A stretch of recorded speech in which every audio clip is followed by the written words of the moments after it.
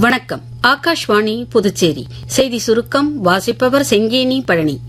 சத்தீஸ்கரில் நடைபெற்ற பஸ்தர் பந்தம் திருவிழா பஸ்தரின் வளமான கலாச்சாரம், மரபுகள் மற்றும் பழங்குடி பாரம்பரியத்தை அற்புதமான முறையில் வெளிப்படுத்தியதாக பிரதமர் திரு நரேந்திர மோடி தெரிவித்துள்ளார். வனப்பகுதிகளில் வாழும் மக்கள் விலங்குகளின் நடமாட்டம் குறித்து விழிப்புடன் இருப்பதற்கு மாநில அரசுகள் நடவடிக்கை எடுக்க வேண்டும் என மத்திய சுற்றுச்சூழல் மற்றும் வனத்துறை இணை அமைச்சர் திரு கீர்த்தி வர்தன் சிங் மக்களவையில் தெரிவித்துள்ளார். 2026-27 நிதியாண்டிற்கான மத்திய பட்ஜெட் மீதான விவாதம் இன்று நாடாளுமன்றத்தின் இரு அவைகளிலும் மீண்டும் தொடங்கியது. விவாதத்தில் உறுப்பினர்கள் பங்கேற்று கருத்துக்களை தெரிவித்தனர். எதிர்க்கட்சி உறுப்பினர்கள் மக்களவை நடவடிக்கைகளை சீர்குலைப்பதாக நாடாளுமன்ற விவகாரங்கள் துறை அமைச்சர் திரு கிரண் ரிஜிஜு குற்றம் சாட்டியுள்ளார்.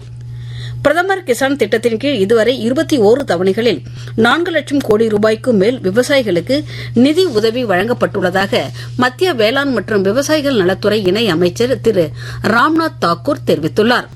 புதுச்சேரியில் வரும் 12ஆம் தேதி தொடங்கி 4 நாட்கள் நடைபெறவுள்ள புதுச்சேரி திரைப்பட விழாவிற்கான லோகோவை முதலமைச்சர் திரு ரங்கசாமி இன்று சட்டப்பேரவை வளாகத்தில் உள்ள அவரது அலுவலகத்தில் வெளியிட்டார்.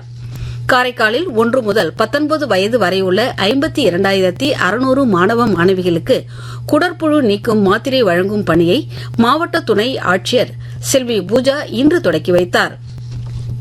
காரைக்கால் திருவெட்டக்குடியில் உள்ள தேசிய தொழில்நுட்ப நிறுவனத்தில் நடைபெறும் இந்திய செயற்கை நுண்ணறிவு தாக்கம் குறித்த 2026 மாநாட்டின் முன் நிகழ்வாக மேல்நிலைப்பள்ளி மாணவர்களுக்கான சிறப்பு பயிலரங்கம் இன்று நடைபெற்றது. ஏனாமில் நடைபெற்ற பிரதமரின் வீடு கட்டும் திட்டத்தின் கீழ் பயனாளிகளுக்கு மானிய தொகை வழங்கும் நிகழ்ச்சியில் ஏனாம் சட்டமன்ற உறுப்பினர் திரு கொல்லப்பள்ளி ஸ்ரீனிவாஸ் அசோக் கலந்து கொண்டு 124 பயனாளிகளுக்கு காசோலையை வழங்கினார். இத்துடன் இந்த செய்திச் சுருக்கம் நிறைவு பெறுகிறது. வணக்கம்.